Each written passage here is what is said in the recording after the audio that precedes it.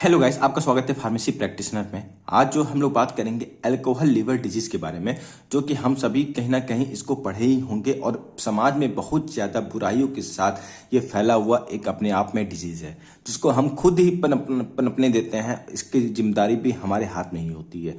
ठीक है, लीवर का एक लिमिटेड सेवन जो है हमारे लिए फायदेमंद हो सकता है, पर यदि ये एक नशे के रूप में ले ले तो सही बात है कि जान भी ले सकता है। तो आइए इसी के ऊपर हम लोग बात करेंगे अल्कोहल लिवर डिजीज के बारे में, और इसको जो है कॉन्सेप्चुअल के रूप से हम लोग समझने की कोशिश करेंगे। देखिए दोस्तों, पहले हम लोग बात करते हैं फैक्टर की और कुछ एक्सप्लेनेशन की, जो कि आपको इसके इंट्रो में हेल्प करेगा आपको एग्जाम में लिखने में भी। पहली बात कर ले कि अमाउंट ऑफ अल्कोहल। देखिए, लिमिट अमाउंट जो कि बहुत ज़्यादा इंपॉर्टेंट होती है और रियल में मानिए तो फायदेमंद होता ही है। इससे बहुत सारी हम सभी जानते हैं फार्मास्यूटिकल मेडिकेशन जो है वो प्रिपेयर की जाती है और बहुत ही ज़्यादा यूज की जाती है। The more alcohol are consume the higher the risk. पर यदि हायर मात्रा में इसको लिया जाए तो रिस्क को बढ़ा देता है अल्कोहल लिवर डिजीज के मामलों में। In the UK it is recommended to the stay under 14 unit, मतलब 112 ग्राम, ठीक है, of alcohol per week. The risk of the liver disease start around, ठीक है। तो ये बहुत ज़्यादा खतरनाक है कि in the UK it is recommended to stay under 14 unit 112 gram of the alcohol per week. ठीक है, ये यूके में क्या क्या क्या रिकमेंड किया गया है। The risk of the liver disease start at around 30 gram is alcohol per day. ठीक है, यदि रिस्क ऑफ अल्कोहल डिजीज जो है स्टार्ट हो जाता है 30 ग्राम, मतलब कि 25 से 30 यूनिट के करीब अल्कोहल डिजीज के लिए पर डे यदि लेता है कोई पर्सन। ठीक है, ये एक डाटा है जो आप एक बार देख लीजिएगा, कोई बड़ी चीज नहीं है कि आप इसको याद करिए रटिए, बस एक डाटा आपको बताया जा रहा है कि ऐसे ऐसे जो है यूनिट होनी चाहिए जो कि खतरनाक हो सकता है। अब देखिए बच्चों, बात कर ले however not everyone liver is the same. अब हम लोग जानते हैं कि सबका लीवर, सबकी बॉडी वेट, सबका जो है चलन, ठीक है, मतलब कि दिमाग अलग अलग हो सकता है। ठीक है, तो उसी तरीके से लीवर की बात भी कर ले तो सबका लीवर एक जैसा नहीं होता। किसी के अंदर अधिक क्षमता होती है, किसी के अंदर कम क्षमता होती है। ठीक है, some might need more than 80 gram per day more than 5 year to the significant risk. कुछ जो होते हैं 80 ग्राम से, ठीक है, कि करीब जो है यदि या उससे अधिक यदि अल्कोहल लेते हैं 5 ईयर तक, तब उनको लीवर डिजीज नाम का कुछ चीज होता है। आप कई बार देखते होंगे कई लोग हो रहे हैं कि दारू पिए जाते हैं पर उनको जल्दी उनका लीवर खराब नहीं होता है, और कुछ कई सालों बाद जिसका जो है 5-6 साल में ही खराब हो गया हो, पर उनका उतना ही मात्रा लेने पर जो है 10 साल 12 साल लगता है, पर खराब सबका होना है। ठीक है, the average consumption for man with cirrhosis is 160 gram per day for the ओवरएट। यदि एवरेज पर्सन 160 ग्राम पर डे अल्कोहल लेता है 8 ईयर तक, तो उसको लीवर सिरोसिस होना ही होना है। ये ऐसा अनुमान है साइंटिफिकली। ठीक है, अब इसके ड्रिंकिंग पैटर्न के बारे में बात कर लें थोड़ा। देखिए, continue drinking is more harmful to the liver then the occasionally और binge drinking allow liver to the recover. देखिए क्या है ना कि कंटिन्यू कोई ड्रिंकिंग करता है, मतलब रोज दारू पी रहा है रोज, तो वो ज्यादा खतरनाक है इन कंपेरेटिव टू वीक में 1-2 बार पी ले रहा है। क्यों? उतने देर में अल्कोहल को रिकवर करने का टाइम मिल जाता है। ठीक है, तो ये चीज याद रखना कि अल्कोहल में रिकवरी, ठीक है, रिजनरेशन पावर होती है, तो इस कारण जो है उसका जो है लिवर रिजनरेट कर ले जाता है। पर जो पर्सन रोज ले रहा है तो उसको टाइम ही नहीं मिल रहा है उसके रिकवर होने में उसके लिवर को। ठीक है, तो ये सबसे बड़ा रीजन होता है। ठीक है, it is the advice to have to the least two alcohol free day each week. This type of alcoholic beverage does not affect the risk. जो वो ड्रिंकर होते हैं उनको ये एडवाइस दी जाती है कि आप ना वीक में ना 2 दिन ऐसा रखो ना जिसमें आप दारू ना पियो। ठीक है, तो उससे क्या होगा ना कि आपका जो लीवर है उसको रिकवरी करने का टाइम मिल जाएगा। यदि जेंडर की बात करें, सेक्स की बात करें, तो वीमेंस यदि कम मात्रा में 25 से 30 ग्राम पर डे के हिसाब से अल्कोहल लेती हैं तो उनका लीवर जल्दी खराब होता है इन कंपेरेटिव टू मैन। ठीक है, ये चीज अनुमान है, ठीक है, जो कि साइंटिफिकली अप्रूव है। फिर इसमें हम बात करें दोस्तों तो जेनेटिक कारण भी बहुत इंपॉर्टेंट होता है लिवर डिजीज के लिए। ठीक है, अब क्या है जेनेटिक कारण, इसके ऊपर हम लोग एक बार प्रकाश डालते हैं। तो देखिए, जेनेटिक फैक्टर प्ले है role in the alcohol use disorder and disease progression. Genetic factor भी जो होता है ना, डिजीज को बढ़ाने में बहुत बड़ा वो रोल अदा करता है। Variation in the gene involve in the alcohol metabolism, neurotransmitter pattern as well as the PMPLA3 gene आज link to the alcohol dependent and cirrhosis risk. जो ये जीन होती है ना PMPLA3, यही जो होती है जीन ना रिस्क को बहुत ज़्यादा बढ़ा देती है, सिरोसिस के चांसेस को बहुत ज़्यादा बढ़ा देती है। ठीक है, जीन कॉज भी होता है। यदि आपसे कोई पूछ लेता है कि ये बताइए कि अल्कोहल लिवर डिजीज में क्या जेनेटिक का कोई कॉज होता है, बहुत लोग सोचेंगे कि नहीं भाई दारू पीने से हो रहा है। नहीं, अल्कोहल जो होता है जिन का भी इफेक्ट होता है। यदि उसके जिन में जो है डिफेक्ट है या पैटर्न चला रहा है तो वो जो होता है जल्दी उसमें सिरोसिस होने के चांसेस बढ़ जाएंगे। ठीक है।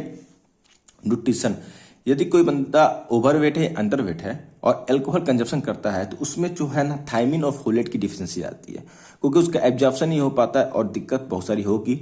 ठीक है, जैसे कि मेगलोब्लास्टिक एनीमिया, ठीक है, एनीमिया, दूसरे लक्षण जो है इसमें देखने को मिल सकते हैं। ठीक है, तो ये रहा आपका जो कि एक इंट्रोडक्शन था। आई होप आपको इतना समझ में आ गया होगा। फिर बात करें दोस्तों इटियोपैथोजेनेसिस के बारे में कि इटियोपैथोजेनेसिस की क्या होगी, क्या कारण होगा। जैसा कि मैंने बताया आपको पहले भी और अभी भी बात कर लें तो देखिए इसमें तो इसमें रिस्क ऑफ सिरोसिस की बात कर रहे हैं, जो लिवर डिजीज को बढ़ा सकते हैं, वो क्या क्या रिस्क हो सकते हैं। तो जेनेटिक में बात कर ली है हमने PNPLA3, वहां पे भी आप सही कर लिया दोस्तों, यहाँ पे भी PNPLA3 है। ठीक है, मैं इसको PM बोल दिया था। ठीक है, तो PNPLA3, ठीक है, जो कि जेनेटिक है, ये जो है रिस्क को बढ़ाते हैं। फिर अमाउंट, कितना आप अमाउंट लेते हो, ठीक है, जो रिकमेंडेड WHO के द्वारा है उससे अधिक लेते हो कि कम लेते हो। ठीक है, अधिक लेते हो तो जाहिर सी बात है लिवर डिजीज के रिस्क बढ़ने ही वाले हैं। न्यूट्रिशन भी बहुत ज़्यादा इंपॉर्टेंट होता है कि आप न्यूट्रिशन क्या ले रहे हो। फिर को एग्जिस्टिंग लिवर डिजीज, ठीक है, जैसे हेपेटाइटिस C, ठीक है, हीमोक्रोमेटोसिस, ये सारी चीज़ें जो है रिस्क ऑफ सिरोसिस में आती हैं। तो ये रहा आपके फैक्टर जो pathogenesis of the alcohol related liver disease के। फिर है इसकी कुछ चीज़ें जो आपको इंपॉर्टेंट है और समझने लायक हो सकती हैं। तो इसमें जो है पैथोजेनेसिस में देख लेते हैं। तो देखिए, मान लीजिए कोई पर्सन है जो अल्कोहल लेता है। अल्कोहल में मुख्य रूप से इथेनॉल होता है, जो कि पैसे जो ड्रिंकर होता है, ठीक है, नशेड़ी होता है, वो जो होता है उसको लेता है इथेनॉल को, जिसको एथाइल अल्कोहल के नाम से भी हम सभी जानते हैं। ठीक है, अब देखिए मान लो कि इथेनॉल है, उस पर्सन ने कंज्यूम किया, लिया, तो वो लीवर में जाएगा या तो इंटेस्टाइन में जाएगा। ठीक है, अब देखिए लीवर में गया तो क्या वर्क होगा। लीवर में जाने के बाद क्या होगा, पहले हम लीवर की उस साइड देख लेते हैं कि अल्कोहल डिहाइड्रोजिनेस 70 से 80% इधर पर ऑक्सीसोम 1 से 5% और MUS या CYP2E1, ठीक है, इसमें होगा अप टू द 20% जो होगा यहाँ पे कंज्यूम होगा। ठीक है, इसका फुल फॉर्म भी हम लोग देख लें तो फुल फॉर्म MUOS का होता है माइक्रोसोमल इथेनॉल ऑक्सीडाइजिंग सिस्टम। ठीक है, अभी आगे हम आपको सारे फुल फॉर्म लिखे हुए हैं, आपको डरने की बात नहीं है, वहां पे आपको सारे फुल फॉर्म मिल जाएंगे।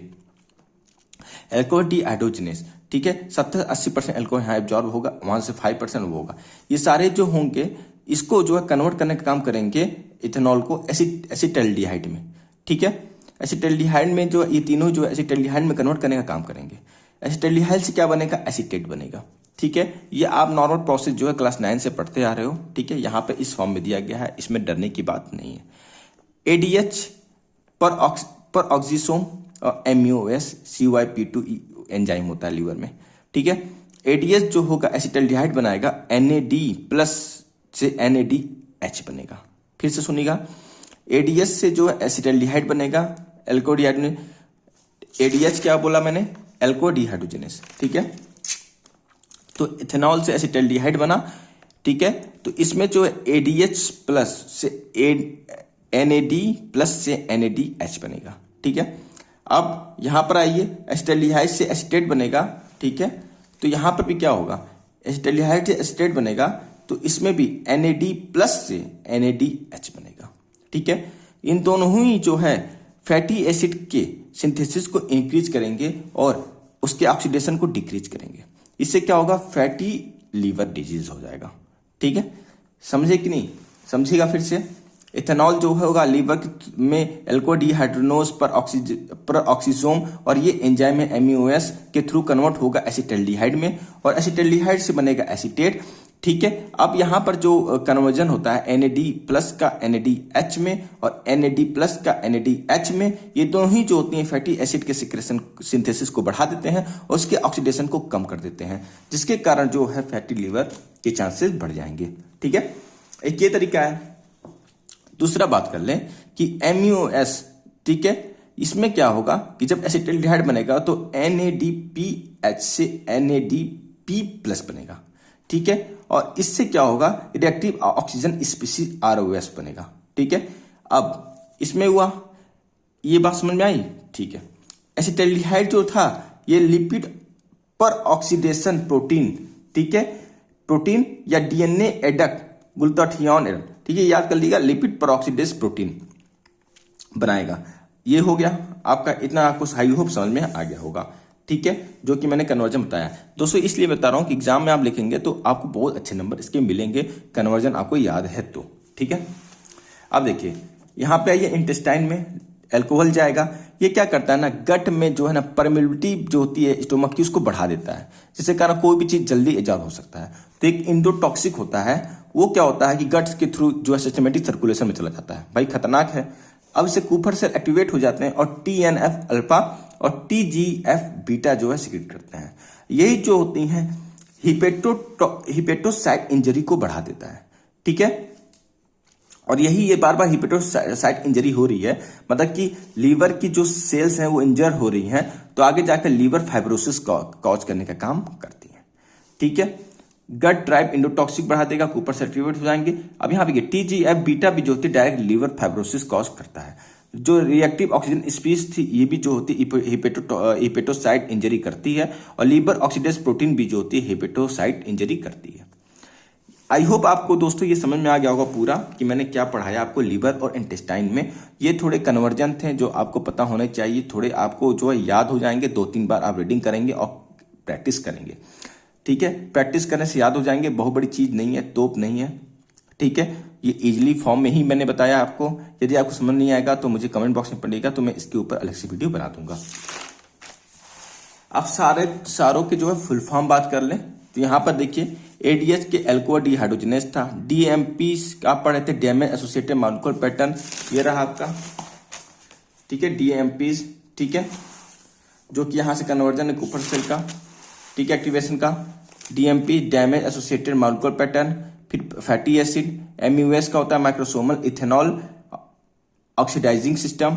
NAD का होता है निकोटिनामाइड एडेनिन डाइन्यूक्लियोटाइड। NADH का होता है NAD हाइड्रोजन। NADP का होता है NAD phosphate reactive oxygen species. ROS का होता है TGF बीटा का मतलब होता है ट्रांसफॉर्मिंग ग्रोथ फैक्टर बीटा, और TNF अल्फा का मतलब होता है ट्यूमर नेक्रोसिस फैक्टर अल्फा। ठीक है दोस्तों, इतना आपको समझ में आ गया होगा जो मैंने बोला है। ठीक है, तो यही सारी चीजें आपको देखने को इसमें मिल जाती हैं। अब इसमें साइन और सिम्टम्स के ऊपर आते हैं और बात करने की कोशिश करते हैं साइन और सिम्टम्स के बारे में। ठीक है, तो देखिए, alcohol related fatty liver disease, ठीक है, AFLD alcohol related fatty liver disease, इसमें क्या है, ब्लड टेस्ट करेंगे। ठीक है, ब्लड में क्या है, दिक्कत क्या है वो देखेंगे। AFLD do not feel any symptom, इसमें कोई ऐसी सिम्टम जो है ब्लड टेस्ट करते हैं और इसमें कोई भी ऐसा कोई सिम्टम नहीं दिखता है कि हम उसको आइडेंटिफाई कर लें कि भाई इसको alcohol related fatty liver disease है। ठीक है, तो स्टॉप ड्रिंकिंग और 3 मंथ तो आप बेटर रिकवरी इसमें कर जाते हो, जिसको जो है alcohol related fatty liver disease हुआ है। तो क्यों, कि लिवर में मैंने बार बार बताया कि रिकवरी करने की चांसेस होती हैं, उसका कोई पैटर्न नहीं होता है, तो उसमें रिकवरी चांसेस बढ़ जाती हैं, और यदि अल्कोहल यदि पर्सन वो छोड़ता है तो। अल्कोहल हेपेटाइटिस की बात कर लें तो अल्कोहल हेपेटाइटिस में क्या होगा कि ये जो है सडनली भी जॉन्डिस शो करेंगे आफ्टर हैवी ड्रिंकिंग के बाद, और इन पे लीवर में इन्फ्लामेशन आ जाएगा और बॉडी में भी इन्फ्लामेशन देखने को मिलता है। ठीक है, तो ये पैटर्न होती है अल्कोहलिक हेपेटाइटिस की। फिर है इसी में, unlike other form of the hepatitis liver inflammation, the test में इसमें क्या होगा, यदि आप लीवर LFT करेंगे, लीवर फंक्शन टेस्ट करेंगे, तो आपको पता होगा कि लीवर के एंजाइम होते हैं, एक होता है ALT और एक होता है AST, SGOT कहते हैं। इसमें ALT तो नॉर्मल मिलता है, पर SGOT जो होती है आपको उसको बढ़ी हुई मिलेगी आपको। ठीक है, तो ये चीज आप याद रखिएगा, यदि रिपोर्ट देखते हैं लीवर फंक्शन टेस्ट का तो उसमें आपको चीज देखने को मिल जाता है। फिर अल्कोहल सिरोसिस की बात कर लें तो अल्कोहल सिरोसिस में देखिए, एल्कोहल सिरोसिस में क्या रिड्यूस ऑफ द पाल्म, हथेलिया में जो होगा रेडनेस होगी, ठीक है, रेडनिंग ऑफ पाल्म, आपको हथेलियों में जो है रेडनेस टाइप का दिखेगा, ठीक है। पाल्मर इसको कहते हैं पाल्मर इरिथमा, और फिर जो है स्पाइडर लाइक ब्लड वेसल्स दिखेंगे, स्पाइडर नेवी कहते हैं, या फिर ब्रेस्ट इनलार्जमेंट इन मैन जिसको गैनोकोमास्टिया कहते हैं, ये आपको देखने को एल्कोहल सिरोसिस वाले पेशेंट में देखने को मिल सकता है। फिर बात करें bleeding from swallow, bleeding from the swallow vein in the oesophagus, ठीक है, ये आपको देखने को मिलेगा। और या तो fluid buildup in the belly, ascites दिखेगा, पानी भरा हुआ पेट में दिखेगा जो कि बहुत टाइट टाइट होगा। तो ये सारी चीजें जो है एल्कोहल सिरोसिस में देखने को आपको मिल सकती हैं, ठीक है दोस्तों। फिर बात करें इनके मैनेजमेंट के बारे में, जो कि इजी है। मैनेजमेंट में क्या करना है, सबसे पहले ड्रिंकिंग को स्टॉप ही कर दो, जिससे लीवर जो है रिकवर करे, ठीक है, ये मोस्ट इफेक्टिव मेथड होता है। फिर है न्यूट्रिशन की, तो हेल्दी डाइट दो कि भाई बंदा ठीक हो, जल्दी रिकवरी हो, जल्दी रिजनरेशन हो। और ड्रग थेरेपी की बात कर लें तो पेंटोक्सीफाइलिन, ठीक है, ये रहा पेंटोक्सीफाइलिन, जो कि इन्फ्लामेशन से कमजोर रूप से, जो कि इन्फ्लामेशन यदि लीवर में हुआ है तो उसको बहुत ही वीकली रूप से लड़ता है, ठीक है, पर ज्यादा इफेक्टिव नहीं होता है। यहाँ पे प्रेडनिसोलोन जो कि एक स्टेरॉइड होता है, ये बहुत स्लाइटली बेनिफिट करता है। तो बहुत सारे जो है फिजिशियन के द्वारा प्रेडनिसोलोन रिकमेंड की जाती है। फिर बात कर लें यदि इसमें, तो in reducing 28 day mortality, but this does not translate long term survival improvement, ठीक है। तो मोर्टेलिटी को तो ये मृत्यु दर को कम कर सकती है, पर इसका ये मतलब नहीं है कि इस सर्वाइवल को बढ़ा दे बहुत ज्यादा, ठीक है। प्रेडनिसोलोन जो होती है ना, ये इन्फेक्शन के रिस्क को बढ़ा देती है, आपको पता होगा इम्यून सिस्टम को कमजोर करने का काम भी करती है, और जीआई क्योंकि स्टेरॉइड है, और जीआई गैस्ट्रोइंटेस्टाइनल ब्लीडिंग का भी कॉज करती है। तो ये इसके साइड इफेक्ट होते हैं जो कि डेंजरस हो सकते हैं ज्यादा समय तक प्री स्टेरॉइड यूज करने पर, प्रेडनिसोलोन यूज करने पर, ठीक है। फिर N-acetylcysteine which can be limited, oxidative limit होती है इसका भी यूज किया जाता है। सम केस में प्रेडनिसोलोन और N-acetylcysteine दोनों को मिक्स करके जो है प्रिस्क्राइब की जाती है। फिर लीवर ट्रांसप्लांटेशन भी एक आखिरी उपाय होता है यदि लीवर पूरी तरीके से खराब हो चुकी है तो, ठीक है। तो दोस्तों ये था इसमें वीडियो जिसमें मैंने आपको एक एक करके चीज पढ़ाया, जिसमें मैंने आपको पढ़ाया अल्कोहल लिवर डिजीज के बारे में, फैक्टर क्या होते हैं, amount of the alcohol, drinking pattern, उसके बाद सेक्स के बारे में बात की, फिर जेनेटिक के बारे में बात की, न्यूट्रिशन के बारे में बात किया, फिर इटियोपैथोजेनेसिस के बारे में आपको मैंने इसको पूरा समझाया है। फिर इसमें आपको मैंने धीरे धीरे इथेनॉल की कन्वर्जन के बारे में बताया कि कैसे कन्वर्ट होते हैं, इसको पैथोजेनेसिस भी कहते हैं इसकी, कि इसमें कन्वर्ट होकर कैसे ये अपना जो है इफेक्ट जो है cirrhosis, fibre liver, fibre fatty liver cause करने का काम करते हैं। फिर मैंने जो है आपको साइन और सिम्टम्स के बारे में बताया जो कि इस प्रकार था, ठीक है, साइन और सिम्टम आपने देखा। उसके बाद जो है मैंने इसमें के मैनेजमेंट के बारे में आपको पूरा डिटेल में समझाने की कोशिश की है। आई होप आपको इतना वीडियो अच्छा लगा होगा, और यदि आपको वीडियो अच्छा लगा हो तो चैनल को लाइक, सब्सक्राइब और शेयर जरूर कर ले, और अपने दोस्तों यारों को भी भेजें। फिर मिलेंगे नई वीडियो के साथ, आज के लिए इतना ही, थैंक यू।